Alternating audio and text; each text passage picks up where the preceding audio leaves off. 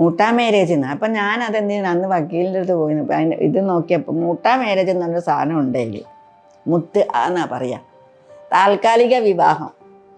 അതും കൂടി നോക്കിയപ്പോഴേക്കും ഇങ്ങനെ ഒരു സാധനം ഉണ്ട് എന്നുള്ളത് മനസ്സിലായി. അപ്പം ഞാൻ പറഞ്ഞു ഇങ്ങനെയുള്ള കാര്യങ്ങൾ ഇവിടെ നടക്കുക, അത് വെച്ചിട്ടായിരിക്കുമല്ലോ ഇവരിത് ചെയ്യുന്നത്, അതിൻ്റെ ഭാഗമായിട്ടല്ലേ അറബി കല്യാണമൊക്കെ വരുന്നത്. അപ്പം ഞാൻ പറഞ്ഞു ഇങ്ങനെ, അതുകൊണ്ട് ഇതിനെ നിർത്തലാക്കണം. പിന്നീട് പുറക്കഞ്ഞ വേറെ അറബികൾ വരും. അപ്പോൾ അറബിക്ക് ഇവരെ തന്നെ കാണിച്ചു കൊടുക്കും, അല്ലെങ്കിൽ വേറൊരാളെ കാണിച്ചു കൊടുക്കും. ഈ അറബികൾ ഇങ്ങനെ മാറി മാറി കല്യാണം കഴിക്കാൻ പോവുക. അറബി ആയാലും മുസ്ലിം ആയാലും സ്ത്രീകളെ മേലെ എന്ത് ആക്രമണം നടത്തുമ്പോൾ നമ്മളതിനെ നോക്കും. ഇസ്ലാമിൻ്റെ സൃഷ്ടിയല്ല, ഞാൻ പറയാം, തീർത്ത് പറയാം.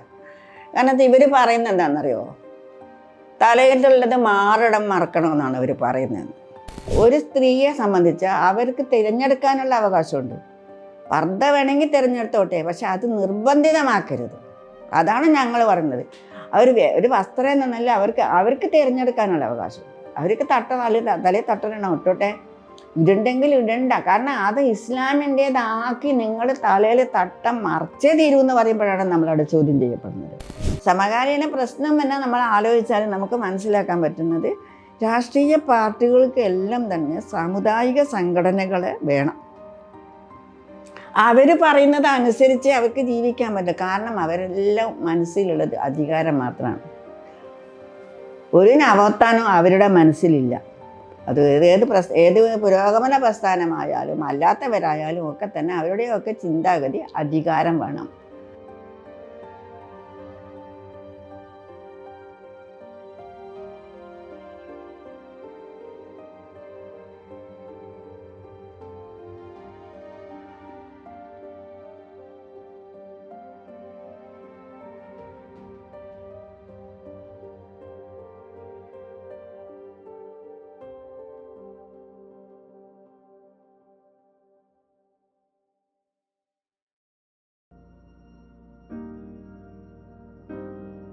ഞങ്ങൾ ബോധനയിൽ പ്രവർത്തിക്കുന്ന സമയത്ത് തന്നെ മുസ്ലിം സ്ത്രീകളുടെ സവിശേഷമായ കുറേ പ്രശ്നങ്ങളുണ്ട്. അതുകൊണ്ട് നമുക്കൊരു ഗ്രൂപ്പ് ഉണ്ടാക്കണം എന്നുള്ളൊരു ധാരണ ഉണ്ടായിരുന്നു. അപ്പോൾ അന്ന് കുറച്ച് പേരെയൊക്കെ മുസ്ലിം സ്ത്രീകളായിട്ടുള്ള കുറച്ച് പേരെല്ലാം വെച്ചിട്ട് ഒരു ഗ്രൂപ്പ് ഉണ്ടാക്കാൻ ശ്രമിച്ചു. അപ്പോഴേക്കും നക്സലൈറ്റുകളുടെ ഭാര്യമാരങ്ങനെ കുറച്ച് ആൾക്കാരൊക്കെ അങ്ങനെ എന്തിനാണ് ഒരു ഫെമിനിസത്തിന് ഒരു വിഘടനവാദം എന്നുള്ളൊരു രീതിയിലുള്ള സംസാരമായി. അന്ന് ഗ്രൂപ്പ് ഉണ്ടാക്കി കഴിഞ്ഞിട്ട് അത് തുടർന്ന് കൊണ്ടുപോകാൻ പറ്റിയില്ല. പിന്നീട് ഇതൊക്കെ കഴിഞ്ഞതിന് ശേഷം അപ്പോഴേക്കും കുറേ പ്രശ്നങ്ങൾ വരും. ഞങ്ങൾ ഈ പോകുന്ന സ്ഥലത്തെല്ലാം പല കേസുകളുമായിട്ട് പോകുന്ന സമയത്ത് നമ്മൾ കാണുന്ന എന്താണെന്ന് വെച്ചാൽ, വിവാഹമോചനം, മുത്തലാഖിൻ്റെ വിവാഹമോചനം ചെയ്തത്, ബഹുഭാര്യത്വം കൊണ്ട് കഷ്ടപ്പെടുന്ന ആളുകൾ, ഇങ്ങനെ കൂടുതൽ മുസ്ലിം സ്ത്രീകളുടെ പ്രശ്നങ്ങളായിരുന്നു അന്ന് നേരിടേണ്ടി വന്നത്. അപ്പോൾ ഞാൻ വിചാരിച്ചത് ഇതെന്താണ് ഇങ്ങനെ. അതുവരെയും ഞാൻ വിചാരിച്ചത് ഞാനൊക്കെ ഡിവോഴ്സ് ആകുന്നതൊക്കെ വിധിയായിരിക്കും. എൻ്റെ അമ്മാവന്മാരൊക്കെ പണ്ട് ഡിവോഴ്സൊക്കെ ചെയ്തിട്ടുണ്ട് അന്നൊക്കെ അത്ര ചിന്ത ഉണ്ടായിരുന്നുള്ളൂ. പിന്നെ നോക്കുമ്പോഴാണ് എനിക്ക് മനസ്സിലായത്. അങ്ങനെ ഞാനൊന്ന് പഠിക്കാൻ നോക്കിയപ്പോഴാണ്, അന്ന് മുതലാണ് ഞാൻ പഠിക്കാൻ തുടങ്ങിയത്. അപ്പോൾ മനസ്സിലായത് ഇവിടെ ഒരു നിയമമുണ്ട്, പേഴ്സണൽ ലോ ഉണ്ട്. ആ നിയമത്തിൻ്റെ തകരാറാണ് ഇതെന്നുള്ളത് മനസ്സിലായി. അങ്ങനെയാണ് ഞങ്ങൾ ഒരു പരിപാടി ഇവിടെ നടന്നു. ഓർക്കുന്നുണ്ടോയെന്നറിയില്ല. സുഗതകുമാരി ടീച്ചറിൻ്റെ നിങ്ങൾക്കുണ്ടോയെന്ന് തന്നെ എനിക്കറിയില്ല.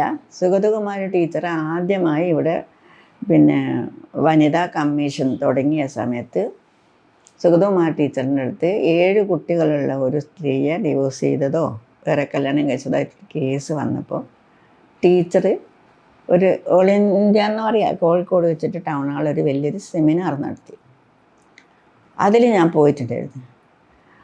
അപ്പോഴേക്ക് നമ്മളെ E.T. മുഹമ്മദ് ബഷീർ ഉണ്ടായിരുന്നു. E.T. മുഹമ്മദ് ബഷീർ ഇപ്പോഴും എന്തിനാണ് ടീച്ചർ ഇതെടുത്തതെന്നുള്ളതാണ് ചോദിക്കുന്നത്. അപ്പം അവിടെയുള്ള കുറേ ജമാഅത്ത് ഇസ്ലാമിൻ്റെയും മുജാഹിദിൻ്റെയൊക്കെ സ്ത്രീകൾ വന്ന് ഭയങ്കര പ്രശ്നങ്ങളൊക്കെ ഉണ്ടാക്കി. അപ്പം ഞാൻ മൈക്കൊക്കെ കയറി പിടിച്ചിട്ടുണ്ടായിരുന്നു. അങ്ങനെ ഭയങ്കര പ്രശ്നങ്ങളായി. ടീച്ചർ വൈകാരികമായി കുറേ പ്രസംഗിച്ചിട്ടൊക്കെ ലാസ്റ്റ് അത് അന്ന് എനിക്ക് തോന്നി ഇതിപ്പം മുസ്ലിം സ്ത്രീകൾ എന്തിനാണ് മറ്റ് സമുദായക്കാർ ചെയ്യുന്നതെന്നാണല്ലോ ചോദിക്കുന്നത്. അതിൽ നായർ സ്ത്രീ എന്നാണ് പറയുന്നത്. നായർ സ്ത്രീ എന്തിനാണ് വന്നതെന്നാണ് ചോദിക്കുന്നത്.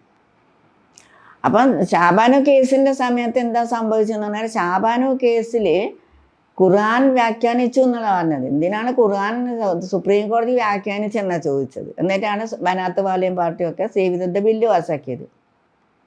അത് ഇന്നും പ്രശ്നമുണ്ട്. ഇപ്പോൾ എല്ലാവരും പറയും നല്ല പൈസ ഒക്കെ കിട്ടുന്നുണ്ട്. ആർക്കാ കിട്ടുന്നത്? ഈ 3 മാസത്തെ യുദ്ധകാലത്ത് കിട്ടുന്നത് ആർക്കാ?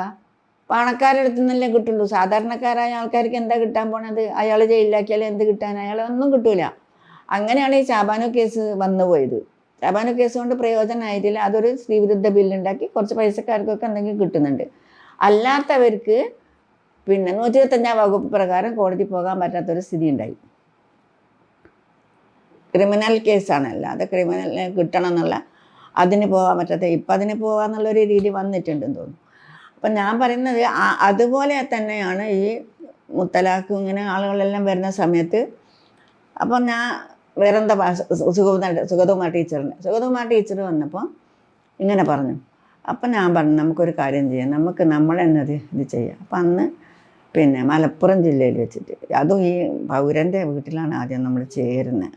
ഈ പൗരൻ്റെ ഒരു പണി തീരാത്ത ഒരു വീടുണ്ട്, അവിടെ വെച്ചാണ് ആദ്യത്തെ മീറ്റിംഗ് നടക്കുന്നത്. പിന്നെ അവിടെ വേറെ 4-5 പെണ്ണുങ്ങളുണ്ടായിരുന്നു. നമ്മളിവിടുന്ന് 3 പേര് പോയി. CK സീനത്ത്, അഡ്വക്കേറ്റ് ഇപ്പോഴത്തെ CK സീനത്ത്, സെഫിയ, ഞാൻ, പിന്നെ ആരോ ഒരാളും കൂടി ഉണ്ടായിരുന്നു. പിന്നെ അവിടെ നിന്ന് 3-4 ആൾക്കാരും വന്ന് അങ്ങനെ ഒരു നിസ്സ എന്ന് പറഞ്ഞിട്ടുള്ളൊരു ഇത് ഫോം ചെയ്യുക. നമ്മൾ ഫോം ചെയ്ത് അവിടെ പത്രസമ്മേളനം വിളിച്ചപ്പോഴേക്ക് മുസ്ലിം സ്ത്രീകൾക്കൊരു പുതിയ സംഘടന എന്ന് പറഞ്ഞിട്ട് കംപ്ലീറ്റ് പത്രങ്ങൾ, എല്ലാ പത്രങ്ങളിലും വന്നു. നമ്മൾ അത്രയൊന്നും പ്രതീക്ഷിച്ചിട്ടില്ല. നമ്മളിങ്ങനെ ഒരു ഗ്രൂപ്പ് ഉണ്ടാക്കി നമ്മളത് മുന്നോട്ട് പോകുന്ന ഇങ്ങനെ ഒരു സംഘടന ഉണ്ടായിരുന്നപ്പോൾ പത്രങ്ങളൊക്കെ അത് പറഞ്ഞാൽ ചാബാനോ കേസൊക്കെ കഴിഞ്ഞിട്ട് കുറച്ചായിട്ടല്ലേ ഉള്ളൂ. അപ്പം നമ്മുടെ ഈ വിഷയങ്ങളൊക്കെ സംസാരിച്ച് അവിടെ നിന്ന് മലപ്പുറം പിന്നെ ഇത് പ്രസ് കോൺഫറൻസ് ചെയ്തത് അവിടെ പ്രസ് ക്ലബ്ബിൽ വെച്ചിട്ട്. അതിനോടുകൂടി പിന്നെ കംപ്ലീറ്റ് ഇത് പുറത്തേക്ക് വന്ന് ഈ വിവരമൊക്കെ കേട്ടിട്ട് പിന്നെ കുറേ ആളുകളിപ്പം ഞാൻ എറണാകുളത്ത് പോയിട്ടുണ്ടായിരുന്നു. എറണാകുളത്ത് പോയ സമയത്ത് കുറേ സ്ത്രീകൾ എൻ്റെ അടുത്ത് വന്നിട്ട് പറയാണ്, അപ്പോൾ ഇതിങ്ങനെ നടക്കുന്നുണ്ടല്ലോ ഓരോ കാര്യങ്ങൾ വരുന്ന പോകുന്ന. നമ്മളിവിടെയൊക്കെ ഈ പല സംസ്ഥാനങ്ങളിൽ നിന്നും മറ്റൊക്കെ ആൾക്കാർ വന്നിട്ട് പിന്നെ ഇങ്ങനെ കല്യാണം കഴിച്ച് കുട്ടികളാക്കിയിട്ട് പോകുന്നുണ്ട്. അപ്പോൾ ഒരുപാട് ദുരിതങ്ങളാണ്, പിന്നെ അവരെ തിരിച്ച് കാണൂല, അങ്ങനെയുള്ളൊരു പരിപാടി ഇവിടെ നടക്കുന്നുണ്ട് എന്ന് പറഞ്ഞു. അപ്പോൾ എറണാകുളത്ത് വെച്ചിട്ട് അവിടെയുള്ള വേറൊരു പെൺകുട്ടിക്ക് ഒരു ആവേശത്തിൻ്റെ പുറത്ത് അവരും എൻ്റെ കൂടെ വന്ന് നമ്മൾ പത്രസമ്മേളനം വിളിച്ചിട്ട് പറഞ്ഞു, പിന്നെ വനിതാ കമ്മീഷനും പള്ളി കമ്മിറ്റിയും ഇത് ശ്രദ്ധിക്കണം. കാരണം ഇവിടെ ഇങ്ങനെ പല സ്ഥലങ്ങളിൽ നിന്നും വന്നിട്ട് മൂട്ടാ മാരേജ് എന്നാണ്. അപ്പം ഞാനതെന്തിനാണ് അന്ന് വക്കീലിൻ്റെ അടുത്ത് പോയി. അതിന് ഇത് നോക്കിയപ്പോൾ മൂട്ടാ മാരേജ് എന്നൊരു സാധനം ഉണ്ടെങ്കിൽ മുത്ത് എന്നാ പറയുക, താൽക്കാലിക വിവാഹം. അതും കൂടി നോക്കിയപ്പോഴേക്ക് ഇങ്ങനെ ഒരു സാധനം ഉണ്ട് എന്നുള്ളത് മനസ്സിലായി. അപ്പം ഞാൻ പറഞ്ഞു ഇങ്ങനെയുള്ള കാര്യങ്ങൾ ഇവിടെ നടക്കുക, അത് വെച്ചിട്ടായിരിക്കുമല്ലോ ഇവരിത് ചെയ്യുന്നത്. അതിൻ്റെ ഭാഗമായിട്ടല്ലേ അറബി കല്യാണമൊക്കെ വരുന്നത്. അപ്പം ഞാൻ പറഞ്ഞു ഇങ്ങനെ, അതുകൊണ്ട് ഇതിനെ നിർത്തലാക്കണം. പിന്നെ ഭയങ്കര ലഹളയല്ലായിരുന്നു. ആ പെണ്ണിൻ്റെ കുട്ടീനെ പിടിച്ചുകൊണ്ട് പോയി, കൂടെ വന്നതിൻ്റെ കുട്ടീനെ പിടിച്ചുകൊണ്ട് അവർ മാപ്പ് പറഞ്ഞു. എന്നോട് മാപ്പ് പറയാൻ പറഞ്ഞു. ഞാൻ പറഞ്ഞു ഈ പാവപ്പെട്ട നിങ്ങളോട് മാപ്പ് പറഞ്ഞാൽ ഞാൻ മാപ്പ് പറയല്ലേ, ഞാൻ മാപ്പ് പറയില്ല. എൻ്റെ അനിയത്തി വിളിച്ചാൽ ഇത്താത്ത ഇങ്ങോട്ട് കിടക്കല്ലേ, ഇവിടെ പള്ളിയിലെല്ലാം ഭയങ്കര പ്രസംഗങ്ങളും നോട്ടീസും നിങ്ങളെ കൊള്ളുമെന്ന് പറഞ്ഞിട്ട് നടക്കുന്നുണ്ട്, ലോറിയിലൊക്കെ ആൾക്കാർ വരുന്നുണ്ടെന്നൊക്കെ പറഞ്ഞിട്ട് എന്നെ അനിയത്തി വിളിച്ചതാണ്. ഭയങ്കര പ്രശ്നമായി. അപ്പോൾ ഞാൻ പത്രസമ്മേളനം വിളിച്ചു. എനിക്കൊരു നോട്ടീസ് വന്നു, മാപ്പ് പറയണം നോട്ട്. ഞാൻ പറഞ്ഞു ഞാൻ മാപ്പ് പറയൂല. ഞാൻ മാപ്പ് പറഞ്ഞ് ഞാൻ തെറ്റൊന്നും പറഞ്ഞിട്ടില്ല. ഇവിടെ സ്ത്രീകൾ അറബി കല്യാണമുണ്ട്, ഇതൊക്കെ നടക്കുന്നില്ലേ, നിങ്ങൾ ഇവരോടൊക്കെ മാപ്പ് പറയും. അപ്പോൾ ഞാൻ മാപ്പ് പറയാമെന്ന്. അന്നൊക്കെ നല്ല പത്രങ്ങളിലൊക്കെ ഭയങ്കരമായിട്ട് വന്നിട്ടുണ്ടെന്ന്. അങ്ങനെ ഞാൻ ബോൾഡായിട്ട് നിന്നുകൊണ്ടാണ് ഞാൻ ഇതുവരെ നിർത്തിയത്. അല്ലെങ്കിൽ ഞാൻ അന്ന് തന്നെ ഫ്യൂസായിട്ടുണ്ടാവും. കാരണം നമ്മൾ ഒരു പരിപാടി, നമ്മളൊരു കാര്യത്തിന് വരുമ്പോൾ അതിൽ കൃത്യമായ ഒരു ധാരണ ഉണ്ടായിരിക്കണം അല്ലേ. ഞാൻ കൃത്യമായ ധാരണയോട് കൂടെ തന്നെ. പിന്നെ അറബിക്കല്യാണം ഒരു കാലഘട്ടത്തിലൂടെ ഭയങ്കര പ്രശ്നമായിരുന്നു. അപ്പം അവിടെ ഇങ്ങനെ അനാഥ കുട്ടികളുണ്ടാവാം. അപ്പോൾ ഒരു അറബി വന്ന് കല്യാണം കഴിച്ചു, രണ്ടാമത്തെ അയാൾ പിന്നെയും വന്നിട്ട് വേറൊരു കല്യാണം കഴിക്കാനുള്ളത്. അപ്പോൾ എൻ്റെ അടുത്തൊരു കേസ് വന്നു. ആ കേസ് വന്ന് ഞാനവിടെ പോയി പ്രശ്നം ഉണ്ടാക്കി, കേസ് കൊടുത്ത് അയാളെ പിടിച്ച് അയാളെ അറസ്റ്റ് ചെയ്ത് ഒക്കെ പ്രശ്നം ഉണ്ടാക്കി. അങ്ങനെ ഇപ്പോൾ അറബി കല്യാണം നിർത്തലാക്കാൻ സാധിച്ചിട്ടുണ്ടെന്നുള്ളത് രഹസ്യമായിട്ട് എവിടെയെങ്കിലുമൊക്കെ നടക്കുന്നുണ്ടെങ്കിലേ ഉള്ളൂ. അല്ലാതെ അറബി കല്യാണം നിർത്തലാക്കുക. 2 അറബികളൊന്നും അറസ്റ്റ് ചെയ്തിട്ടുണ്ട്. അതിന് മുമ്പേ ഒരു അറബി പിന്നെ ഇവിടുന്ന് ആത്മഹത്യ ചെയ്തിട്ടുണ്ട് ഇങ്ങനെ പ്രശ്നങ്ങളിലൊക്കെ. അത് ഞങ്ങളായിരുന്നില്ല ആദ്യം ഇങ്ങനെ എന്തോ പ്രശ്നം വന്നപ്പോൾ. അങ്ങനെ ഈ അറബി കല്യാണം എന്ന് പറഞ്ഞാൽ ഒരു സാമൂഹികമായ ഒരു എന്താ പറയുക, ഒരു വല്ലാത്തൊരു സംഗതിയാണ്. കാരണം അവർ വിചാരിക്കുന്ന എന്താണെന്നറിയോ, ഈ അറബികൾ വരുമ്പം ഈ പണ്ട് ഊരുകളിൽ ഇവിടെ വരും ആളുകൾ. അപ്പോൾ ഈ ഊരുകളിൽ വരുന്നവർ അവർക്ക് ഇവിടെ ഒരു കല്യാണം വേണം. അതാണ് ഈ പറയുക, താൽക്കാലിക വിവാഹത്തിൻ്റെ ഭാഗം തന്നെയാണ്. അപ്പം അവരിങ്ങനെ വിവാഹം കഴിക്കും. താൽക്കാലിക അവർ വിവാഹം കഴിക്കുമ്പോൾ ഇവർ വിചാരിക്കും എന്തെല്ലോ കിട്ടും. അറബി കല്യാണം കഴിക്കാന്ന് പറഞ്ഞാൽ സിഫത്ത് വെക്കണം എന്നൊക്കെ പറയാം. എന്നിട്ട് എൻ്റെ അവിടെ വീട്ടിൽ നിന്ന് താമസിക്കുന്ന ജോലിക്കൊക്കെ വരുന്ന കുട്ടികളൊക്കെ പിന്നെ കുറേ ദിവസത്തിന് കാണൂല, മാസത്തിൽ ചില മാസങ്ങളിൽ കാണൂല. കാരണം എന്താ, അറബി കല്യാണം കഴിച്ചിട്ടുണ്ടാവും. അയാൾ കൊണ്ടുപോയി കുറച്ച് നാൾ ലോഡ്ജിൽ വെക്കും, എന്തെങ്കിലും കൊടുക്കും, പോവും. ഇത് വാങ്ങുന്ന കാശ് ഈ പിന്നെ ദല്ലാളന്മാർക്കാണ്. പിന്നീട് പുറക്കന്നെ വേറെ അറബികൾ വരും. അപ്പോൾ അറബിക്ക് ഇവരെ തന്നെ കാണിച്ചു കൊടുക്കും, അല്ലെങ്കിൽ വേറെ ആളെ കാണിച്ചു കൊടുക്കും. ഈ അറബികൾ ഇങ്ങനെ മാറി മാറി കല്യാണം കഴിക്കാൻ പോവുക. അറബി ആയാലും മുസ്ലിം ആയാലും സ്ത്രീകളെ മേലെ എന്ത് ആക്രമണം നടത്തുമ്പോൾ നമ്മൾ അതിനെ നോക്കും. അങ്ങനെ ഈ 2 അറബികളെ അറസ്റ്റ് ചെയ്തു. പിന്നെ വേറൊരു കേസ് വന്ന് എന്താണെന്ന് വെച്ചാൽ, നമ്മൾ ചെയ്ത പ്രധാനപ്പെട്ട കാര്യങ്ങളാണ് പറയുന്നത്. അറബി വന്ന് കല്യാണം കഴിച്ചിട്ട് കൊണ്ടുപോകും, അവിടെ വെച്ചിട്ട് കുട്ടികളെ പ്രസവിക്കും. തിരിച്ചു വരുമ്പം കുട്ടികൾക്ക് പൗരത്വം ഉണ്ടാവില്ല. ആദ്യത്തെ 2-3 കേസുകൾ പോലീസ് 10 വയസ്സായപ്പോഴത്തേക്ക് കുട്ടികളെ കൊണ്ടുപോകണമെന്നും പറഞ്ഞിട്ടുള്ള പോലീസ് വരുത്തുമ്പോൾ അങ്ങനെ കുറേ സ്ത്രീകൾ. അപ്പോൾ അതും ഞങ്ങൾ ഏറ്റെടുത്തു. ഞങ്ങൾ അവർക്ക് വേണ്ടതൊക്കെ ചെയ്ത്. 2 പെൺകുട്ടികളുണ്ടായിരുന്നു, 2 ആൺകുട്ടികളായിരുന്നു, 2-3 പെൺകുട്ടികളുടെ കേസുണ്ടായിരുന്നു. അങ്ങനെ പൗരത്വം എന്ന് വെച്ചാൽ ഇപ്പോൾ 1992 മുമ്പുള്ള കേസുകൾ. അതിന് ശേഷം ഒരു നിയമം വന്നിട്ടുണ്ട്. പിന്നെ ഈ കുട്ടിയുടെ അമ്മ കേരളത്തിലുള്ളതാണെങ്കിൽ പ്രശ്നമില്ല. അതിന് മുമ്പേ ഉണ്ടായിരുന്നത് ഉമ്മ ആയാലും അവിടുത്തെ അച്ഛനാണ് അതിനുള്ളത്. 92 എൻ്റെ ഓർമ്മ. അതിന് ശേഷം ഉള്ള ആളുകൾക്ക് അത് എത്ര ബാധകമാകുന്നില്ല. അപ്പം അങ്ങനെ ഈ കുട്ടികളെ കൊണ്ടുപോകണം എന്ന് പറഞ്ഞിട്ടുള്ള കരച്ചിലും വിച്ചിലും 2 കുട്ടികളൊക്കെ അങ്ങോട്ട് അയക്കാമെന്ന് പറയുമ്പോൾ തിരിച്ചു വന്നപ്പോൾ അങ്ങനെ പൗരത്വം ഇല്ലാണ്ടാവുന്നത്, ഇന്ത്യൻ പൗരത്വം അവർക്ക് ഉണ്ടാവുന്നില്ല. അപ്പോൾ അങ്ങനെ ആ കേസുകളിലും നമ്മൾ കാര്യമായി ഇടപെട്ട് അവരൊക്കെ ഇപ്പം നന്നായി ജീവിക്കുന്നുണ്ട്. പിന്നെ അതുപോലെ സാധാരണ നമ്മൾ ഈ മുസ്ലിം സ്ത്രീകളുടെ മാത്രമല്ല, ഫെമിനിസം എന്ന നിലയിൽ തന്നെ ഒരുവിധം കേസുകളിലൊക്കെ ഞങ്ങൾ ഇടപെടാറുണ്ട്. പിന്നെ ഇപ്പം പിന്നെയാണ് ഈ തട്ടപ്രശ്നം പ്രധാനമായിട്ടുള്ളത്. അപ്പം നമ്മൾ ഈ പർദ്ദക്ക് ഞാൻ തുടക്കം മുതലേ എതിരാണ്. കാരണം ഈ പർദ്ദ എന്ന് പറയുന്ന ഒരു സമ്പ്രദായം ഇസ്ലാമിൻ്റെ സൃഷ്ടിയല്ല. ഞാൻ തീർത്ത് പറയാം. കാരണം ഇവർ പറയുന്നത് എന്താണെന്നറിയോ, തലയിലുള്ളത് മാറിടം മറക്കണമെന്നാണ് അവർ പറയുന്നത്. ഏതോ ഒരു ഖുർആനിലെ ഒരായത്തിൽ ഉണ്ടത്. അത് എന്താ സംഭവം എന്ന് പറഞ്ഞാൽ, ഞാൻ മനസ്സിലാക്കിയെടുത്ത്, ഞാൻ പഠിച്ചെടുത്ത് എനിക്ക് മനസ്സിലാക്കാൻ കഴിഞ്ഞത്, പിന്നെ ഈ പണ്ട് ഈ ആദ്യകാലങ്ങളിൽ ഒരു അറബ് നിഘണ്ടുണ്ട്.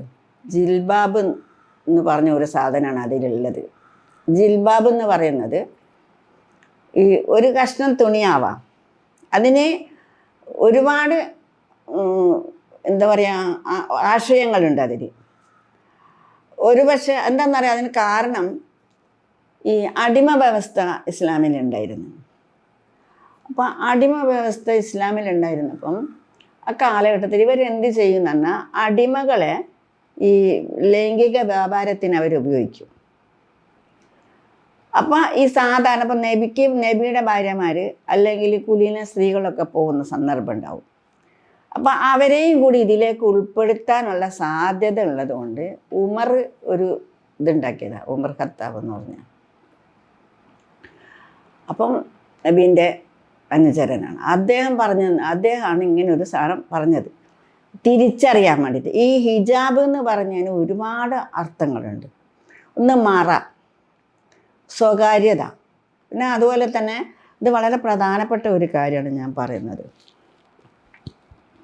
ഈ ജിൽബാബ് എന്ന് പറയുന്നത് ഒന്നുകിൽ ഫുള്ളായിട്ടുള്ളതാവാം, ഇവരെ മനസ്സിലാക്കാൻ വേണ്ടിയിട്ടുള്ളതാണ്, തിരിച്ചറിയാൻ വേണ്ടിയിട്ടുള്ളതാണ്. പിന്നെ വേറൊരു കാര്യം ഇതിൽ പറയുന്നത്, നബി സൈനബ് എന്ന് പറഞ്ഞൊരു സ്ത്രീയെ കല്യാണം കഴിച്ചപ്പം, അപ്പം നബി എന്ന് പറയുമ്പം എല്ലാവരുമായിട്ടിങ്ങനെ നല്ല രീതിയിൽ ഇങ്ങനെ സംസാരിച്ചു കൊണ്ടിരിക്കുന്ന ഒരാളാണ്. എല്ലാ കാര്യങ്ങളും കുറേ നേരം സഹിച്ചുകൊണ്ട് ഇങ്ങനെ സംസാരിച്ചുകൊണ്ട് നിൽക്കുന്ന ആളാണ്. അപ്പോൾ അന്ന് കല്യാണത്തിന് വന്ന കുറേ ആളുകൾ കുറേ നേരം സംസാരിച്ചിരുന്നു. പക്ഷെ 4 പേരും 3 പേരുമായിട്ട് പോകാതെ ഇരുന്നു. അപ്പം വിവാഹം കഴിച്ച ദിവസം സ്ത്രീൻ്റെ അടുത്ത് പോകാൻ പറ്റാത്ത ഒരു സാഹചര്യം നബിക്കുണ്ടായി. ആ സമയത്ത് നബീൻ്റെ മനസ്സിലുണ്ടായ ഒരു കാര്യമാണ്, അതിൽ പ്രത്യേകം പറയുന്നുണ്ട്, ഒരു വിവാഹ സ്ഥലത്ത് പോയാലും അധിക സമയം ഇരിക്കാൻ പാടില്ല, സ്വകാര്യത നിലനിർത്തണം. അപ്പോൾ അവരുടെ സ്വകാര്യതയാണ് നഷ്ടപ്പെടുന്നത്. ഇപ്പോൾ കുറേ നേരം ആൾക്കാർ വന്നിരുന്ന് കഴിഞ്ഞാൽ ഇപ്പോൾ കല്യാണം കഴിച്ച ഭാര്യയും ഭർത്താവിനൊന്നും പറയാൻ പറ്റില്ല. അതൊക്കെ വളരെ കൃത്യമായിട്ട് പറഞ്ഞിട്ടുണ്ടായില്ല. അപ്പോൾ അതിലും ഈ ഹിജാബാണ് വരുന്നത്. ആ സമയത്ത് വന്ന ആ ചിന്താഗതിയാണ് ഈ ഹിജാബ് എന്ന് പറയുന്നത്. പിന്നെ വേറൊന്നുള്ളത്, അന്നത്തെ കാലഘട്ടത്തിൽ മറക്കലൊന്നും ഉണ്ടാവില്ല. ഒരു ഇരുണ്ട കാലഘട്ടമാണ്, നമുക്കറിയില്ല. ആ കാലഘട്ടത്തെക്കുറിച്ച് നമുക്കറിയില്ല.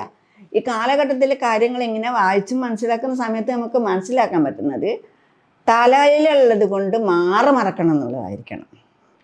അതാണെന്നാണ് തിരിച്ച് ചിന്തിക്കുമ്പോൾ നമുക്ക് മനസ്സിലാക്കാൻ പറ്റുന്നത്. തലയിലുള്ളത് എടുത്തിട്ട് മറക്കണം എന്ന് പറയുന്നുണ്ടെങ്കിൽ, ചൂടിന് തഴപ്പാ വിട്ടിട്ടുണ്ടെങ്കിൽ അതുകൊണ്ട് അതിനേക്കാൾ പ്രധാനം മറക്കലാണെന്നുള്ളതായിരിക്കും. കാരണം അന്നത്തെ കാലഘട്ടത്തിൽ പല ആക്രമണങ്ങളും നടന്നിട്ടുണ്ട്. പെൺകുട്ടികളൊക്കെ കുഴിച്ചു മൂടുന്നൊരു കാലഘട്ടം ഉണ്ടെന്നൊക്കെയാണ് പറയുന്നത്. അപ്പോൾ അങ്ങനെ പല ആക്രമണങ്ങളും നടക്കും. അതില്ലാതിരിക്കാൻ വേണ്ടി അതിനേക്കാൾ പ്രധാനം മറക്കാന്നുള്ളതായിരിക്കാം അത്.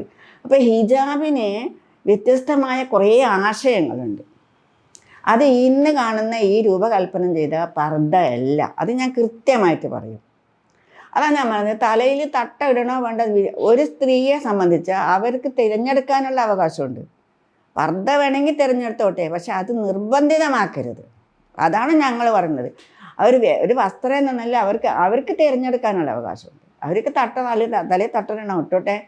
ഇടുണ്ടെങ്കിൽ ഇടണ്ട. കാരണം അത് ഇസ്ലാമിൻ്റേതാക്കി നിങ്ങൾ തലയിൽ തട്ടം മറച്ചേ തീരുമെന്ന് പറയുമ്പോഴാണ് നമ്മളവിടെ ചോദ്യം ചെയ്യപ്പെടുന്നത്.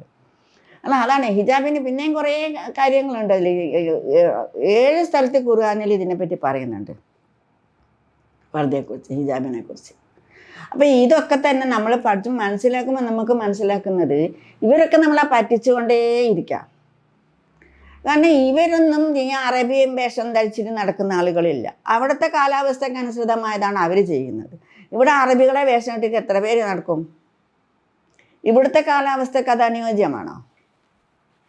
അതുപോലെ പണ്ട് കാലത്തൊക്കെ ഇപ്പോൾ ഞാൻ വിചാരിക്കേണ്ടത്, എൻ്റെ ഉമ്മാമയും ഒക്കെ ഉണ്ടായിരുന്ന സമയത്തൊക്കെ നല്ല കാച്ചിയും മുണ്ടും ഇതൊക്കെ ഇട്ടിട്ട്, പക്ഷെ തള്ളയിൽ തട്ടമൊക്കെ ഇട്ടിട്ടുണ്ടായിരുന്നു. പക്ഷെ അങ്ങനെ പർദ്ദ ഒന്നും ഉപയോഗിച്ചിട്ട് ഞാൻ കണ്ടിട്ടില്ല. പർദ്ദയൊക്കെ ഇപ്പോൾ പിന്നീട് ഇത് പർദ്ദ വരുന്നതെന്ന് വെച്ചാൽ, ഇറാനിലെ ഷായുടെ സ്വച്ഛാധിപത്യത്തിനെതിരെ പർദ്ദ ഒരു പ്രതീകമാക്കിക്കൊണ്ട് യുദ്ധം ചെയ്തു. യുദ്ധത്തിൽ പെണ്ണുങ്ങളൊക്കെ ഇറക്കാൻ വേണ്ടിയിട്ട് യുദ്ധം വിജയിച്ചപ്പോൾ എന്താ ചെയ്തത്? ഇവർക്ക് ഇതിപ്പോൾ അന്ന് ചെയ്തത് ഇപ്പോൾ അവർക്കൊരു അന്ധകരായിട്ട് മാറി.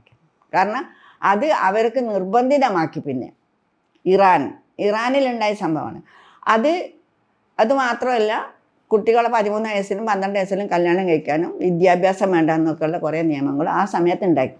അപ്പോൾ ഇതൊക്കെ ഇപ്പം നമുക്കറിയാമല്ലോ, ഈ കഴിഞ്ഞ 2-3 വർഷം മുന്നേ ഇറാനിലുണ്ടായ പർദ്ദക്കെതിരെ തലയിൽ തട്ടിട്ടില്ല എന്ന് വന്നിട്ടുള്ള ഒരു സംഭവം. ആ ഒരു കുട്ടി മരണപ്പെട്ടു. എന്തിനാ കുട്ടീൻ്റെ പേര്? റെഹാന എന്തൊക്കെ പേര് എനിക്ക് മറന്നുപോയി. അപ്പം ഞാൻ പറഞ്ഞത്, ലോകമെമ്പാടുമുള്ള ഫെമിനിസ്റ്റുകൾ ഇതിനെതിരെ ശബ്ദിക്കാൻ തുടങ്ങിയിട്ടുണ്ടെന്നാണ് ഞാൻ മനസ്സിലാക്കുന്നത്. അതിപ്പോൾ ഇവിടെ മാത്രമല്ല, എല്ലാ സ്ഥലത്തും ഉണ്ട്. പക്ഷേ ഇപ്പം മതസംഘടനകളുടെ വളർച്ചയല്ല നമുക്ക് പറയാനുള്ളത്. ഈ രാഷ്ട്രീയ പാർട്ടികൾ, ഇതിപ്പം ഞാൻ പറയുന്നത്, ഈ പൗരോഹിത്യമൊന്നും ഇസ്ലാമിൻ്റെ സൃഷ്ടിയല്ല. ഇസ്ലാമിലെ 4 ഖലീഫമാരേ ഉണ്ടായിട്ടുള്ളൂ നബിക്ക് ശേഷം. പിന്നീട് ഖലീഫമാരുണ്ടായിട്ടില്ല. അപ്പം മുആവിയൻ്റെ ശേഷം പിന്നെ മതാധിഷ്ഠിത രാഷ്ട്രത്തിൽ നിന്ന് മതാധിപത്യ രാഷ്ട്രം വന്നു. ആ മതാധിപത്യ രാഷ്ട്രം വന്നപ്പോഴാണ് ഈ പ്രശ്നങ്ങളൊക്കെ വരുന്നത്. അപ്പോൾ ഇസ്ലാമിൻ്റെ സൃഷ്ടിയല്ല, ഇതൊക്കെ രാഷ്ട്രീയ പാർട്ടികൾക്ക് വേണ്ടിയിട്ടാണ് ഇതുണ്ടാക്കുന്നത്, ഈ പർദ്ദ ഉണ്ടാക്കുന്നത്. അപ്പോൾ പൗരോഹിത്യം ഉണ്ടാക്കുന്നത്. പൗരോഹിത്യം രാഷ്ട്രീയക്കാരാവശ്യമാണ്. കാരണം എന്താണെന്ന് വെച്ചാൽ ആളുകളെ മതയാഥാസ്ഥിതികരെ കൂട്ടുപിടിച്ചാലേ ഇപ്പം ഭരിക്കാൻ പറ്റുള്ളൂ. അങ്ങനെ ഒരു ഏത് സമുദായത്തിൻ്റെതായാലും ഇപ്പം നമുക്ക് മനസ്സിലാക്കാം ഇന്ന് നടന്നുകൊണ്ടിരിക്കുന്ന സമകാലീന പ്രശ്നം തന്നെ നമ്മൾ ആലോചിച്ചാൽ നമുക്ക് മനസ്സിലാക്കാൻ പറ്റുന്നത് രാഷ്ട്രീയ പാർട്ടികൾക്ക് എല്ലാം തന്നെ സാമുദായിക സംഘടനകളെ വേണം. അവർ പറയുന്നത് അനുസരിച്ച് അവർക്ക് ജീവിക്കാൻ പറ്റും. കാരണം അവരെല്ലാം മനസ്സിലുള്ളത് അധികാരം മാത്രമാണ്. ഒരു നവോത്ഥാനവും അവരുടെ മനസ്സിലില്ല. അത് ഏത് പുരോഗമന പ്രസ്ഥാനമായാലും അല്ലാത്തവരായാലും ഒക്കെ തന്നെ അവരുടെയൊക്കെ ചിന്താഗതി അധികാരം വേണം. അതിന് മതസംഘടനകളെ കൂട്ടുപിടിക്കണം. അത് ഏത് സമുദായമായാലും, ക്രിസ്ത്യൻ സമുദായമായാലും, ഹിന്ദു സമുദായമായാലും, മുസ്ലിം സമുദായമായാലും. പക്ഷെ അതിനിടയിൽ നമ്മളെ കാണാതെ പോകുന്ന ഒരു കാര്യം എന്താണെന്നറിയോ? അതിനിടയിൽ നഷ്ടപ്പെട്ടുകൊണ്ടിരിക്കുന്നത് സ്ത്രീകളുടെ സ്വാതന്ത്ര്യമാണ്, സ്ത്രീകളുടെ അവകാശങ്ങളാണ്. അതാണ് നഷ്ടപ്പെട്ടുകൊണ്ടിരിക്കുന്നത്. സ്ത്രീകളുടെ അവകാശങ്ങളാണ് നമ്മൾ ചോദ്യം ചെയ്യുന്നത്. നമ്മൾ പലതവണ പലയിടത്തും പോയി പറഞ്ഞു വിവാഹമോചനം. ഇതിൽ പിന്നെ ഈ പേഴ്സണൽ ലോ എന്ന് പറയുന്നത് ഒരു തരം സോക്രട്ടീസിൻ്റെ വാളാണ് മുസ്ലിം സ്ത്രീകളെ സംബന്ധിച്ചിട്ട്. തലക്ക് മുകളിലുള്ള വിവാഹത്തിന് സ്ത്രീക്ക് റൈറ്റ് ഇല്ല, എവിടെയും ഒപ്പിടണ്ട. ഏതെങ്കിലും ഒരു പുരുഷൻ കൊണ്ടുവന്ന് വെച്ചാൽ അത് മതി. ബാപ്പയോ ആങ്ങളമാരോ ആരും ഇല്ലെങ്കിൽ ഏതെങ്കിലും ഒരാൾ വന്നിട്ട് കല്യാണം കഴിച്ചു കൊടുക്കുക. അവർക്കൊക്കെ എന്ത് ഉത്തരവാദിത്തം ഉണ്ടാകും? അല്ലെങ്കിൽ കാലിമാർക്ക് കല്യാണം കഴിച്ചു കൊടുക്കുക. അവർക്കൊക്കെ ഈ പെൺകുട്ടിയോട് എന്ത് ഉത്തരവാദിത്തം ഉണ്ടാകും? കണ്ണോട്ടനായ നിൽക്കില്ല, പൊട്ടനായ നിൽക്കില്ല, വിദ്യയില്ലാത്ത നിൽക്കുക, ആരായാലും അവർ കൊണ്ടു കൊടുക്കുന്ന ആളെ കല്യാണം കഴിക്കുക. അപ്പോൾ അത് 2008 തോന്നുന്നു, VS കാലത്താണ് രജിസ്ട്രേഷൻ വരുന്നത്. ആ രജിസ്ട്രേഷനിൽ എന്താ പറഞ്ഞത്? മുസ്ലിം സ്ത്രീകൾക്ക് 16 വയസ്സിന് താഴെയുള്ള കല്യാണം കഴിക്കാം. അതിൻ്റെ ഒരു ഇതുണ്ട്, എൻ്റെ അടുത്തുണ്ട്. അങ്ങനെ ഒരു സർക്കുലർ ഇറക്കിയിട്ടുണ്ട്. കാരണം പിന്നെ ഇതിൽ പേഴ്സണൽ ലോയിലുള്ളത് കൊണ്ട് അവരും അത് അംഗീകരിച്ചിട്ടുണ്ട്. 18 വയസ്സ് പൂർത്തിയായിട്ടില്ലെങ്കിലും കല്യാണം കഴിക്കുക എന്നുള്ളതാണ്. അങ്ങനെ ഒരു സർക്കുലർ ഇറക്കി. അതുകൂടാതെ തന്നെ പിന്നെ ഇപ്പോൾ കഴിഞ്ഞ കുറച്ച് നാൾ മുന്നേ ഒരു വിധി വന്നിട്ടുണ്ട്. എന്താ വിധി വന്നത്? മുസ്ലിം പിന്നെ വ്യക്തി നിയമത്തിൽ ഇത് ഉള്ളത് കൊണ്ട് 16 വയസ്സ് കഴിഞ്ഞാൽ കല്യാണം കഴിച്ചോ, കുഴപ്പമില്ല. അപ്പോൾ ഈ വ്യക്തി നിയമത്തിൽ ഉണ്ടാകുന്ന വിവാഹത്തിൻ്റെ കാര്യമാണ്. വിവാഹമോചനം, മുത്തലാഖ് നിരോധനം വന്നിട്ട് എന്താ സംഭവിച്ചത്? മുത്തലാഖ് നിരോധനം വന്നാലും 3 മാസം കൊണ്ട് 3 തലാഖ് എഴുതിയിട്ട് ഏകപക്ഷീയമായി വിവാഹമോചനം നടത്താനുള്ള നിയമം ഇവിടെ നിലവിലുണ്ട്. അത് മാറിയിട്ടൊന്നുമില്ല. വിവാഹമോചനത്തെക്കുറിച്ച് സമ്മതിക്കുമോ? ഈ മുത്തലാഖ് തന്നെ എന്താ ചെയ്തു വെച്ചത്? മുത്തലാഖിൽ ചില പ്രൊവിഷൻ ഉണ്ട് എഴുതി കൊടുത്തിട്ട്. ഈ ബില്ല് പാസ്സാക്കിയില്ലേ, ഈ ബില്ലിൽ എന്താ പറഞ്ഞത്? ക്രിമിനലൈസ് ചെയ്തത്. ക്രിമിനലൈസ് ചെയ്തപ്പോൾ എന്താ സംഭവിക്കുന്നതെന്നറിയോ? ഇയാളെ പിടിച്ച് അറസ്റ്റ് ചെയ്താൽ ഇയാളോടൊന്നും വാങ്ങാൻ പറ്റില്ല. ഒന്നത്. രണ്ടാമത്തെ കാര്യം, അതിലൊരു സംഗതി പറയുന്നുണ്ട്. ഈ മുത്തലാഖ് ചെയ്ത മുൻ ഭാര്യക്കോ ഭാര്യൻ്റെ ബന്ധുക്കൾക്കോ അടുത്ത ബന്ധുക്കൾക്കോ കേസ് കൊടുക്കാം. അതേപോലെ കേസ് പിൻവലിക്കുകയും ചെയ്യാം. മനസ്സിലായോ? അപ്പോൾ എന്താ സംഭവിക്കുന്നറിയോ? കേസ് കൊടുത്തു കഴിഞ്ഞാൽ ആളുകൾ പോവും, പള്ളി കമ്മിറ്റി പോവും, മറ്റൊരു പോവും, എന്നിട്ട് പറയും നിങ്ങൾക്ക് ഇത് ചെയ്യാൻ പറ്റില്ല, അതുകൊണ്ട് ആണുങ്ങളെല്ലാം ജയിലിലേക്കാൻ പോകണം എന്നൊക്കെ പറഞ്ഞിട്ട് കോംപ്രമൈസ് ആക്കും. കോംപ്രമൈസ് ആക്കിയാൽ പിന്നെ ഇവർക്ക് കോടതിയിൽ പോലും കൂടി പോകാൻ പറ്റാത്ത, അവകാശങ്ങൾക്ക് വേണ്ടി കുട്ടികളുടെ എല്ലാവരും അവകാശങ്ങൾക്ക് വേണ്ടി ഒന്നും പോകാൻ പറ്റാത്ത ഈ ഹിദ്ദാകാലത്തെ പോലുള്ള ഒരു സാധനം അങ്ങോട്ട് കൊടുത്തിട്ട് വിടും. എന്ത് ഗുണം ഉണ്ടായിരുന്നത് അതുകൊണ്ട്? കുറേ ആൾക്കാർക്കൊക്കെ പേടിയുണ്ട്, അത് വേറെ കാര്യം. കുറേ നല്ല കാര്യം തന്നെയാണ്. മുത്തലാഖ് നിരോധിച്ച് നല്ല കാര്യം തന്നെ, അതിൽ ഞാനൊന്നും എതിർപ്പ് പറഞ്ഞില്ല. പക്ഷെ അങ്ങനെ അതിലിങ്ങനെ ക്രിമിനലായപ്പോൾ ഇങ്ങനെ ഒരു പ്രശ്നം വന്നു. ബഹുഭാര്യത്വം എന്താ സംഭവിച്ചുകൊണ്ടിരിക്കുന്നത്? ഒന്നിനെ പോറ്റാൻ പറ്റാത്തവനാണ് 2, 3, 4 കല്യാണം കഴിച്ചിട്ട് ഇങ്ങനെ ഇടുന്നത്. അതെല്ലാത്തിനും മാറ്റം വരണം. ഞാൻ പറഞ്ഞില്ലേ, പിന്നെ പിന്തുടർച്ചാവകാശത്തിൻ്റെ കാര്യമാണ് ഏറ്റവും ഗുരുതരമായ പ്രശ്നം. പിന്തുടർച്ചാവകാശം എന്ന് പറഞ്ഞത് ഒരു സ്ത്രീയെ സംബന്ധിച്ചിടത്തോളം അവരുടെ നിലനിൽപ്പിന് അടിസ്ഥാനപരമായ ആവശ്യമാണ് സ്വത്ത് എന്ന് പറഞ്ഞത്. ഇപ്പം 2-3 കേസുകൾ ഇപ്പം നമ്മുടെ ഇടയിൽ തന്നെ ഉണ്ട്. എന്താണെന്ന് വെച്ചാൽ ഒരു ബാപ്പ ഉമ്മ എന്തെങ്കിലും ഒരു സ്വത്ത് ഉണ്ടാക്കുന്നുണ്ട്, അധ്വാനിച്ചിട്ടായിരിക്കും ഉണ്ടാക്കുന്നത്. അത് അവരെ കാലശേഷം അവരെ മക്കൾക്ക് ഉപയോഗിക്കാൻ പറ്റില്ല. അതിനെയും കൺട്രോളാക്കി വെച്ചിട്ടുണ്ട്. എന്താ ഇത് എല്ലാ സമുദായത്തിലും ഉണ്ടായിരുന്നു. ഇതിൻ്റെ കാര്യം ഞാൻ പറയാം. പിന്നെ ഹിന്ദു സമുദായത്തിൽ അന്ന് ഇങ്ങനെ ഒരു ഇത് വന്നപ്പം അംബേദ്കർ ബില്ല് അവതരിപ്പിച്ച്. അന്നത്തെ സാമുദായിക സംഘടനകളൊക്കെ എതിർത്തതിന് ശേഷം അദ്ദേഹം രാജിവെച്ചു പോയി. എല്ലാവരും കുറേ കാര്യങ്ങൾ കേട്ടതാണ്. അപ്പം ഞാൻ പറഞ്ഞത് അന്ന് അതിന് ശേഷം കാലക്രമേണ അതൊക്കെ എല്ലാവർക്കും ബോധ്യം വന്ന് അതൊക്കെ ഏകദേശം കോടതി മുഖേനയൊക്കെ തന്നെ ഈക്വലായിട്ട് വന്നു. അത് ഇപ്പം അടുത്ത് പിന്നെ എന്തോ ചെറിയൊരു പ്രശ്നം ഉണ്ടായിരുന്നു, അതും ഈ അടുത്ത കാലത്താണ് കോടതി വിധി ഉണ്ടായത്. പിന്നെ അതുകൂടാതെ ഈ ആദിവാസികൾക്ക് പോലും സ്വത്തവകാശത്തിൽ നിയമം വന്നു. ഇപ്പം ഹിന്ദുക്കളത് വന്നു, മേരി റോയ് കേസ് കൊടുത്തിട്ട്. ഇപ്പം ഞങ്ങളിപ്പം കേസ് കൊടുത്തിട്ട് 16-ലാണ്. എപ്പോഴാണ് കൊടുത്തിരിക്കുന്നത്? ഹൈക്കോടതിയിൽ നിന്ന് ക്വസ്റ്റ് ചെയ്തിട്ടാണ് നമ്മൾ അവിടെ പോകുന്നത്, സുപ്രീം കോടതിയിൽ. എത്ര കാലമായി കൊടുത്തിട്ട്? അതിനെപ്പറ്റി ഒന്നുമില്ല. ഇടയ്ക്കിടയ്ക്ക് പറയും എടുക്കുന്നുണ്ട്. എന്നിട്ട് ഞങ്ങൾ എന്ത് ചെയ്യുക, ഒരിക്കൽ ഇവർക്ക് കൊടുത്തു, കേരള ഗവൺമെൻറ്റിനോട് അഭിപ്രായം ചോദിച്ചുകൊണ്ട് കൊടുത്തിട്ട് ഇവർ കുറച്ച് മല്ലക്കന്മാരൊക്കെ വിളിച്ചിട്ട് ഒരു പ്രശ്നവുമില്ല സ്ത്രീകൾക്കൊന്നും വന്നിട്ട് മറുപടി കൊടുക്കുന്നുണ്ട്. അപ്പോൾ അന്നാണ് ഞങ്ങൾ ഒരു ഗ്രൂപ്പ് ഉണ്ടാക്കിയത്. ഒരു ഗ്രൂപ്പ് എല്ലാവരെയും വിളിച്ച് കൂട്ടി, അതെല്ലാം കൂടി പിന്നെ അങ്ങനെ ആൾക്കാരെല്ലാം കയറി അത് ഒരു വല്ലാത്ത അവസ്ഥയിലായി. എന്താന്ന് വെച്ചാൽ അന്ന് നമ്മളെ കേരള ഗവൺമെൻറ് അങ്ങനെ ചെയ്യരുതായിരുന്നു എന്നുള്ളതിൽ, പക്ഷെ ഞാൻ നേരത്തെ പറഞ്ഞ പോലെ മതസംഘടനകളുടെ പിന്തുണ ഇല്ലാതെ ഇവർക്കൊന്നും ഭരിക്കാൻ പറ്റൂല.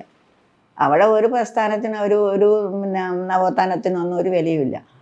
അപ്പം നമ്മളൊരു ഗ്രൂപ്പ് ഉണ്ടാക്കി അത് വലിയൊരു പരിപാടിയൊക്കെ നടത്തി. പിന്നീട് ആൾക്കൂട്ടം കൂടുമ്പം രാഷ്ട്രീയ പാർട്ടികൾ വരുമല്ലോ, അങ്ങനെ ഭയങ്കര സ്ട്രെസ് അനുഭവിക്കേണ്ടെന്ന് അതിൽ. അങ്ങനെ ഞാനതിൽ നിന്ന് മാറി. അത് CPM-ൻ്റെ ഒരു ഭാഗമായിട്ട് മാറിയിട്ടുണ്ട്.